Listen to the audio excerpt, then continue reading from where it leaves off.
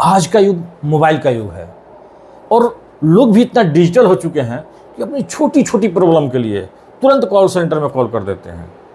आज की कहानी भी एक कॉल सेंटर की ही है। थोड़ा विचार कीजिए कि आप अपनी समस्या को लेके किसी कॉल सेंटर में कॉल किए और वहाँ एम्प्लॉय आपका कॉल रिसीव किया, उसने आपकी प्रॉब्लम को सुना और उसको सोल्व भी किया, और बाद में आपको पता चले कि जिसने मेरी प्रॉब्लम सोल्व की थी, जिससे हमारी बात हुई थी, वह कोई इंसान नहीं था, वो तो एक भूत था। तब आप पर क्या गुजरेगी? अरे छोड़िए इस बात को, थोड़ा विचार कीजिए कि आप किसी कंपनी में काम करते हैं और आपके टेबल के ठीक बगल के टेबल पे एक ऐसा इंसान बैठता है, एक ऐसा एम्प्लॉय बैठता है जिसका कि व्यवहार बहुत अच्छा है और उसकी अच्छे व्यवहार की वजह से आपके साथ अच्छा बॉन्डिंग हो जाती है और आपके साथ उससे अच्छी मित्रता हो जाती है। मित्रता इतनी गहरी हो जाती है कि आप एक साथ घर जाते हैं, घर से एक साथ वापस ऑफिस आते हैं, एक साथ घूमते फिरते हैं, एक साथ मस्तियाँ करते हैं, यहाँ तक कि आप एक दूसरे के साथ खाना भी खाते हैं।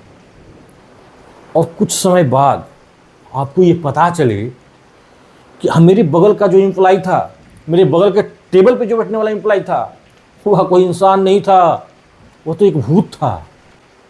तो आप पे क्या गुजरेगी? यह कहानी कुछ ऐसा ही है।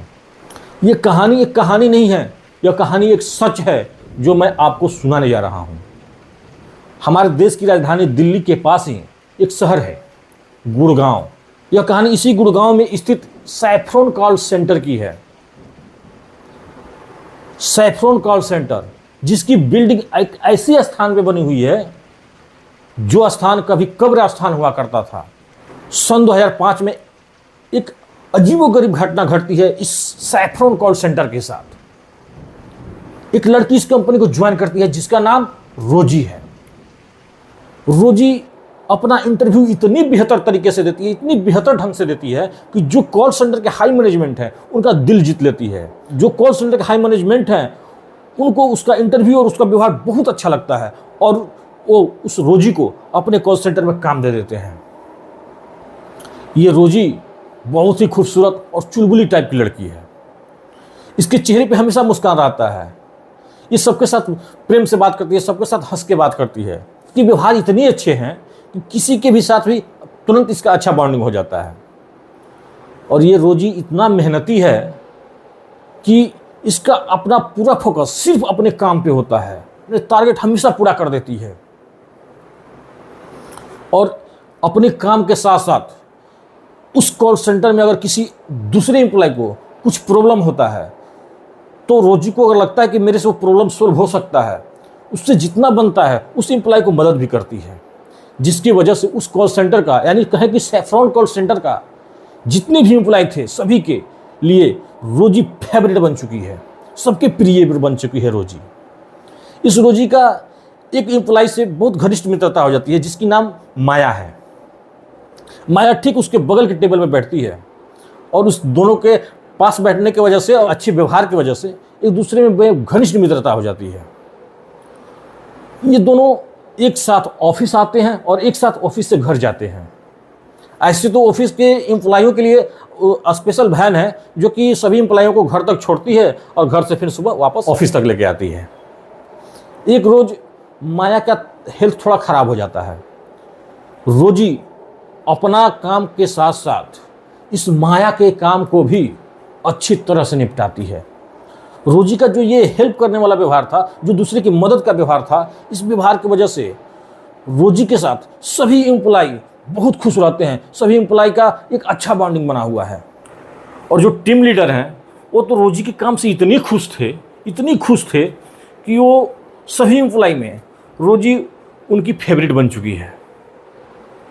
हर बात में रोजी का नाम आता है, कोई भी काम हो रोजी का नाम आता है। जब भी कभी लंच में या कभी ओवर टाइम होता है तो जब भी एम्प्लॉय रेस्ट करते हैं, एक साथ बैठ के खाना भी करते हैं या लंच करते हैं, तो उस समय ये जो रोजी है ये सभी एम्प्लॉयों को एक एक चुटकुला बोल बोल के सबको हंसाते रहती है, सबके साथ मौज मस्तियाँ करते रहती है। सभी एम्प्लॉय रोजी के व्यवहार से बहुत खुश हैं।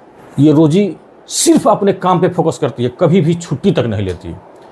सभी एम्प्लॉय जब भी एक साथ मिलते हैं तो इससे को बोलते हैं कि यार तू इतना काम क्यों करती हो, कभी आराम भी किया करो, छुट्टी भी लिया करो, अपने परिवार के साथ भी वक्त बिताया करो। पर रोजी का जवाब होता है कि इस शहर में मेरा कोई नहीं है, मैं सिर्फ अकेली हूँ। फिर लोग बोलते हैं तुम्हारे माता पिता तो होंगे। रोजी बोलती हाँ मेरे माता पिता तो हैं गाँव में, लेकिन उनसे मेरे मिले हुए बहुत टाइम हो गए। फिर सभी लोग समझाते हैं यार रोजी तब तो तुम्हें ऐसा करना चाहिए कि एक लंबी छुट्टी लेनी चाहिए और अपने गांव जाना चाहिए और अपने माता पिता के साथ मिल के आना चाहिए, क्योंकि वो लोग भी तुम्हारा इंतजार करते होंगे। रोजी बोलती है नहीं, अगर मैं अपने माता पिता के पास गई, अपने घर गई, तो मैं दोबारा यहाँ नहीं आऊँगी, वो लोग मुझे दोबारा यहाँ नहीं आने देंगे। तो लोग मजाक में बोलते हैं कि रोजी कहीं ऐसा तो नहीं कि तू भाग के आई है घर से। रोजी का सिर्फ इतना ही जवाब होता है शायद।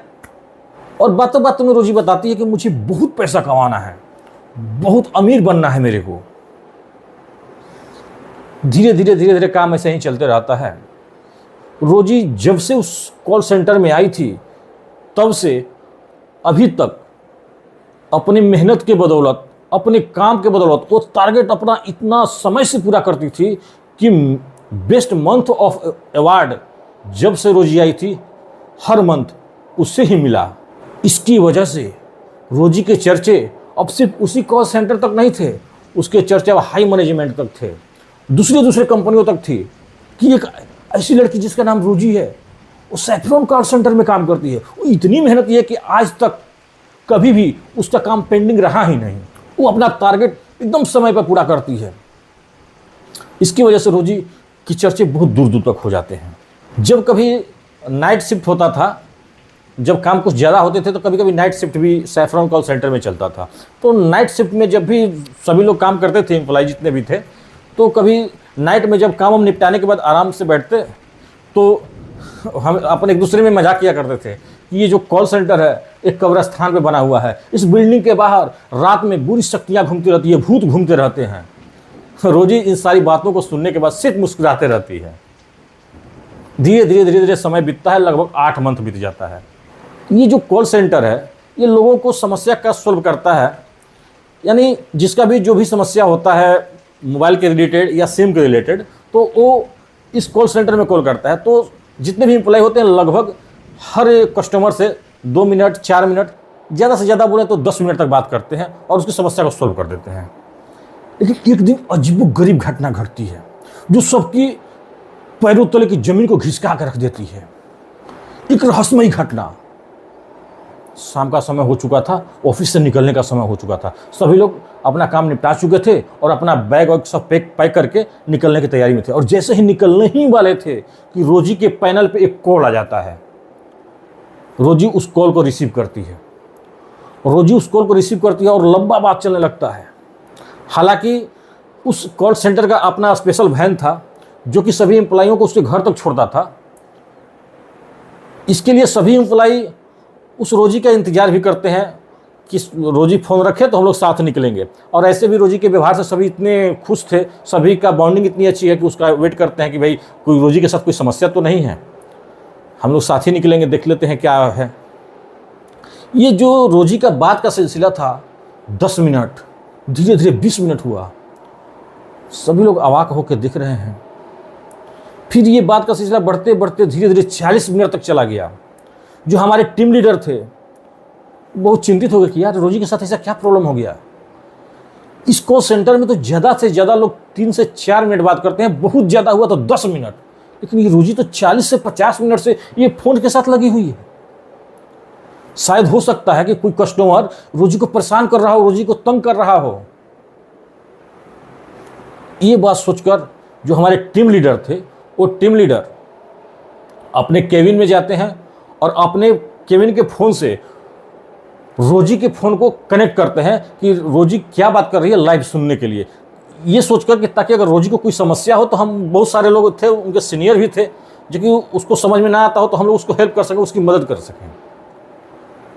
लेकिन टीम लीडर अपने फ़ोन को रोजी के फ़ोन से कनेक्ट करते हैं तो तुम अवाक रह जाते हैं, ये क्या है यार। रोजी मानो किसी कस्टमर से लगातार बातें करते जा रही है, लेकिन फ़ोन पे तो कोई बात कर ही नहीं रहा है, अगर कौन है। ये रोजी को क्या हुआ, ये खुद से ही बड़बड़ाते जा रही है, फ़ोन पे तो कोई है ही नहीं। फिर कोई कुछ नहीं बोलता है, सिर्फ रोजी का वेट करता है वहाँ पे। फिर रोजी लगभग 1 घंटा 20 मिनट बात करने के बाद फ़ोन को रखती है। उसके चेहरे की जो खुशी थी, जो रौनक थी, वो पता नहीं कहीं खो गई थी। वो बहुत टेंशन में दिख रही थी। इस टेंशन की वजह से किसी ने कुछ भी रोजी से नहीं पूछा। प्रतिदिन जब वैन में सभी एम्प्लॉय जाते थे तो रोजी तो वैन में बहुत मस्तियाँ करती थी, सबको चुटकुला सुना सुना के हंसाया करती थी। लेकिन आज इस रोजी को क्या हुआ था कि उसके चेहरे पे एकदम चिंताएं झलक रही थी, उसकी खुशियाँ मानो कहीं खो सी गई थी। वो बिल्कुल शांत पड़ी थी। इसलिए ना रोजी ने किसी से बोला और ना कोई किसी ने रोजी से कुछ बोला। फिर वैन रोजी को उसके घर तक छोड़ा। हाँ, उस दिन रोजी का व्यवहार एकदम अलग बदला हुआ था। उसने ना किसी को बाय किया, ना किसी को टाटा किया। वो डायरेक्ट वैन से उतरी और अपने रूम की ओर चल दी और अंधेरा में जाते ही गायब हो गई। सभी लोग अपने अपने घर चले गए। फिर सुबह जब कॉल सेंटर में पहुंचे तो उस दिन रोजी आई ही नहीं थी। सभी लोग रोजी का इंतजार कर रहे थे और रोजी आई ही नहीं। उस दिन सभी लोगों ने सीरियस नहीं लिया कि शायद हो सकता है हेल्थ पर इशू हो सकता है जिसकी वजह से रोजी नहीं आ पाई है। 1 दिन बीता, 2 दिन बीता, 3 दिन बीता, धीरे धीरे ये 1 सप्ताह बीत गया, लेकिन रोजी दोबारा अपने ड्यूटी पे नहीं आई, उस कॉल सेंटर में काम करने नहीं आई। तब टीम लीडर का टेंशन बढ़ने लगा, क्योंकि रोजी एक ऐसी एम्प्लॉय थी जो कि टीम लीडर का फेवरेट तो थे ही, लेकिन उसकी चर्चे हाई कमांड तक थे। इसकी वजह से हाई कमांड का भी प्रेशर आने लगा। फिर टीम लीडर कुछ एम्प्लॉय के साथ उसके मकान पे पहुंचे जहां रोजी रहा करती थी। जब वहां गए तो जो रूम मालिक था उससे लोग मिले और उससे बात किए तो पता चला कि यहाँ तो रोजी नाम की कोई लड़की रहती ही नहीं है। फिर उन लोगों ने अपने मोबाइल में रोजी का पिक दिखाया, रोजी का पिक्चर दिखाया, रोजी का फोटो दिखाया, पर वो पहचानने से सिर्फ साफ इनकार कर दिया कि नहीं नहीं नहीं, ये लड़की तो यहाँ रहती ही नहीं है। फिर क्या था, सभी लोग अवाक थे। फिर सबको लगा कि शायद रोजी के साथ कुछ ना कुछ अनहोनी हुआ है और ये रूम मालिक जो है इस घटना को छुपाने के लिए हम लोगों से झूठ बोल रहा है। फिर सभी लोग जो टीम लीडर थे और जो उसके साथ एम्प्लॉय थे उसके आसपास पूछताछ की, रोजी का फोटो दिखाया, पहचानने से इनकार कर दिया और सभी का एक ही जवाब था कि नहीं, ये लड़की तो इस क्षेत्र में रहती ही नहीं है। फिर क्या था, सभी लोग लौट के कॉल सेंटर आ गए। धीरे धीरे 15 दिन बीता, 20 दिन बीता। अब हाई कमांड से भी प्रेशर आने लगा, क्योंकि हर कंपनी की ये जिम्मेवारी होती है कि अपने एम्प्लॉय की सुरक्षा, अपनी एम्प्लॉय की सुरक्षा कर सके, उसका खोज खबर रख सके। रोजी अचानक गायब हो चुकी थी। उसका ना कोई इन्फॉर्मेशन था, ना किसी कोई ईमेल छोड़ी थी। वो कहाँ गायब हो गई थी ये किसी को पता नहीं था। जबकि हर कॉल सेंटर का एक रूल होता है कि जब भी आपको छुट्टी लेना है कॉल सेंटर के टीम लीडर को बताना पड़ता है आपको। लेकिन रोजी न किसी को बताई, ना कोई ईमेल छोड़ा, बिना कुछ किए अचानक गायब हो गई। सभी परेशान थे। फिर हाई कमांड के प्रेशर की वजह से वो जो टीम लीडर थे उनको पुलिस का सहयोग लेना पड़ा और उन्होंने पुलिस का सहयोग भी लिया। वहाँ पे गुमशुदा का अपना जो रिपोर्ट लिखवाया। बहुत मकसद के बाद 2 महीना के आसपास बीत चुके थे कि पुलिस को उस रोजी के माता पिता का जो एड्रेस था उसका पता चला। तो पुलिस ने जो उस कंपनी के टीम लीडर थे उनको ये इन्फॉर्मेशन दी। तो इन लोगों ने प्लानिंग किया, पुलिस वाले और उस कॉल सेंटर का जो टीम लीडर थे ओ और एचओ, ये सभी लोग उस रोजी के पिता से मिलने के लिए उसके गांव चले गए। जब उसके गांव पहुंचे, रोजी के पिता से मिले। कॉल सेंटर के टीम लीडर थे। उन्होंने रोजी के पिता से बोला कि सर ऐसा है कि आपकी बेटी रोजी हमारे यहाँ 8 महीने से काम कर रही थी और अभी 2 महीने से अचानक गायब है। उसका कोई इन्फॉर्मेशन नहीं है, वो ना ही ईमेल छोड़ी है ना ही किसी को कुछ बताई भी है। उसके पिता भी अवाक रह जाते हैं और उसके पिता ने जो बात पुलिस और उस टीम लीडर को बताई, वहाँ खड़े के खड़े सभी के पैरों तले जमीन घिसक गई। किसी को विश्वास ही नहीं हुआ, क्योंकि उस रोजी के पिता ने बोला साहब रोजी तो मेरी बेटी है लेकिन वो आज से 8 साल पहले मर चुकी है।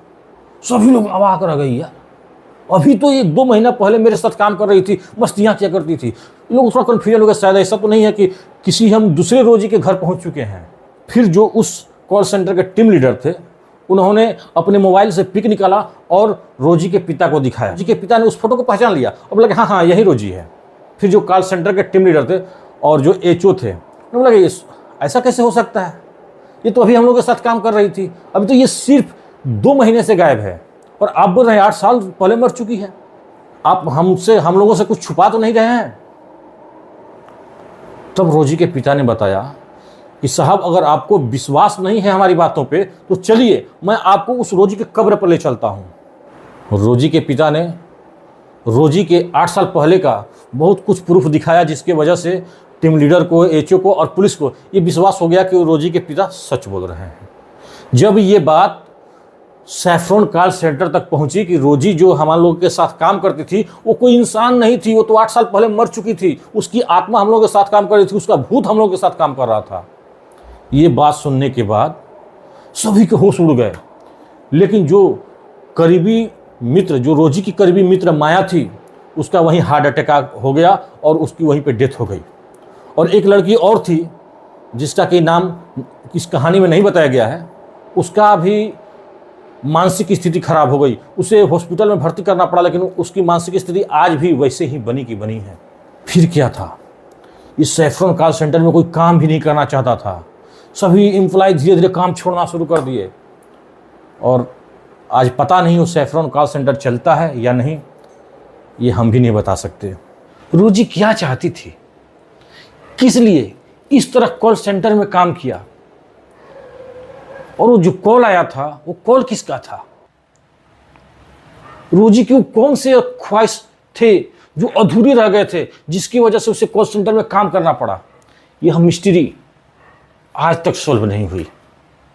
दोस्तों, इस मिस्ट्री पे बॉलीवुड की एक मूवी आ रही है जिसका नाम है रोजी द सैफरॉन चैप्टर, जिसमें पलक तिवारी ने रोजी का रोल निभाया हुआ है। उसके साथ साथ लीड रोल में अरबाज खान है, विवेक ओबराय हैं और मल्लिका शेरावत हैं। दोस्तों, जब ये मूवी रिलीज होगी तो आप इसे देखना ना भूलिएगा। ये कहानी आपको कैसी लगी? अगर कहानी अच्छी लगी हो तो लाइक, कमेंट एंड शेयर करें, और ऐसे ही रहस्यमय कहानी सुनने के लिए आप मेरे चैनल को सब्सक्राइब करें। धन्यवाद।